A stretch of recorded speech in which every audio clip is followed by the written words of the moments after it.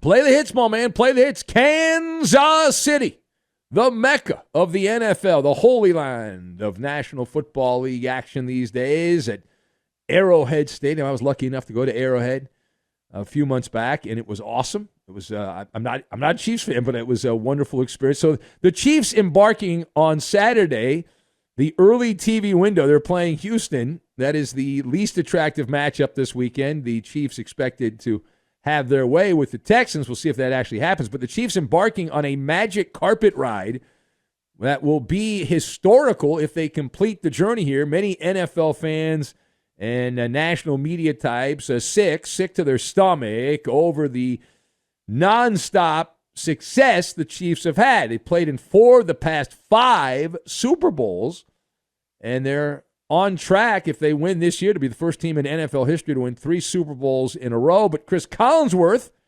from NBC, he thinks that's only part of the reason that people are tired of Kansas City. So I don't know if you saw this or heard it. Maybe not. But Cris Collinsworth thinking that KC is more hated now because they have converted. They are no longer the sexy offensive team they were with Tyreek Hill a couple years back. Now they are a defensive team, and this bothers people. Now, speaking to my FSR homeboy, Dan Patrick, Cris Collinsworth, talked about the Chiefs undergoing a metamorphosis without the Cheetah in their lineup over the last couple years and having success here, saying it's a defensive style, Collinsworth said, that rubs people the wrong way. So that's the ticket. That's what he says. Let us discuss. Cris Collinsworth implying that fans nationally are sick of the Chiefs because they play defense now, and that's the style of the team. So I asked you on the esteemed panel, is that how you see it? I've got 3 Musketeers, Turtles, and Sasquatch. And we will combine all of these things together, and we are going to make a wonderful, wonderful tin of sugar cookies. I was going through, yesterday I was going through the kitchen, and I found like 2 tins of those sugar cookies where they stack them like, there's like 6 on each row or what. And I didn't even know they were there. I was like, I found like gold. It was awesome. I was like, wow. But then I realized I don't really eat that much, so I can't really enjoy them. All right, so number one. Okay. Yeah. So we'll start with this here. Number one, and the story. Cris Collinsworth was saying it's because the Chiefs are a defensive team. Is that how you see it? The way I read the room, now I'm looking at the room differently, right? We're looking at it. Maybe my glasses are better than his glasses. Kansas City is a solid defensive team, but this is not the 2000 Ravens or the 1985 Chicago Bears. So let's stop with all that rigmarole, right? Chris Jones, fine defensive player, is going to be in the Hall of Fame someday. The Chiefs, though, this year were 8th in total defense. There were 7 teams ahead of Kansas City in total defense. They were 4th in scoring defense. So they were not in the top 3 in either of those categories. And you look at some of the advanced nerd stats, and again, the Chiefs were good in most categories in the advanced stats for Steve Spagnuolo, but they weren't the top team, at least, unless I missed it. I looked through most of the stats that I have access to from here and from the TV show, and I didn't see them leading in any of those categories. There is something more going on here. The defense, nobody really likes defense that much. People like to talk about how much they love defense, and every once in a while some hardo will call a radio show or post something online. Defense wins championships. Okay, calm down. All right, but here's the thing. They hate us because they ain't us. That's part of it. But it's mainly because you can't get away from the Chiefs. All right, this is what I hear. This is the feedback I'm getting. It's sensory overload is what it is. It's all of your senses. It's touch, it's sight, it's hearing, even smelling, taste, the whole thing. Madison Avenue loves putting the spotlight on winners. I want winners. I want players that want to win to sell my products. That's what they say on Madison Avenue. And if you look at this, the 3 musketeers of TV commercials for football consumers are all involved in Kansas City. You've got Andy Reid. He's in a lot of commercials. Patrick Mahomes, he's on a ton of different commercials. And the king is Travis Kelce. Mahomes racked in a whopping $27 million from endorsements. Now, Kelce makes a bunch of money from endorsements. He's also the tabloid king because he's sleeping with the most famous entertainer in the world. So he's got that going for him. You cannot turn on any NFL product, meaning a game or talking heads like Benny versus the Penny, without seeing some kind of advertisement for one of these guys.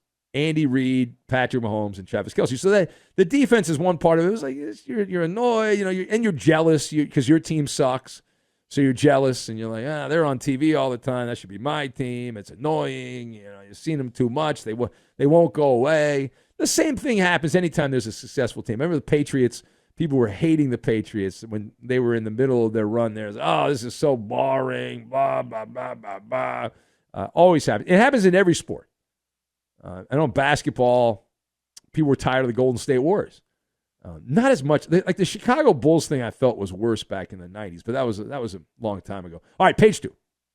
We head now to the Windy City, Chicago, Illinois. That is where the Bears, on the shores of Lake Michigan.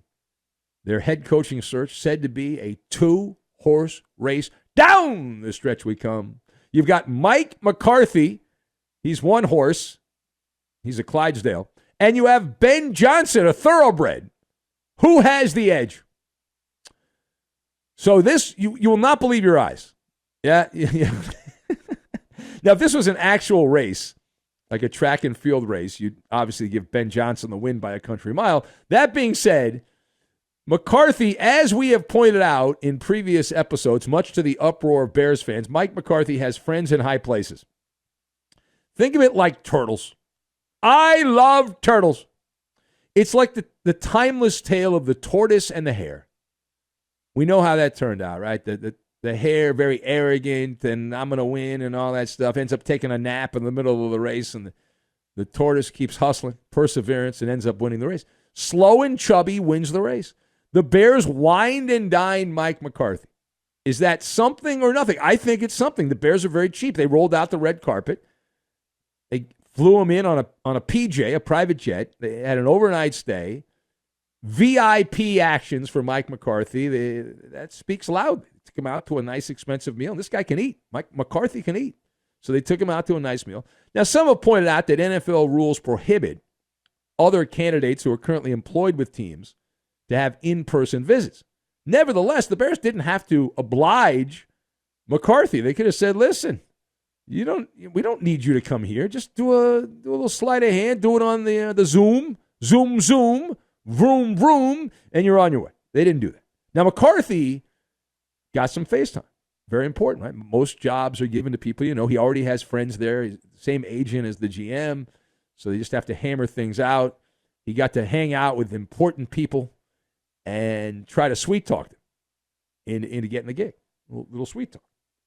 Will it work? We'll find out in the coming days. Probably next week there'll be some more coaches announced, or over the weekend, much like Mike Vrabel was announced by the Patriots on Sunday morning, and likely get another Sunday morning announcement coming up. All right, final point. We now pivot to a crossover story. And it involves college and the NFL.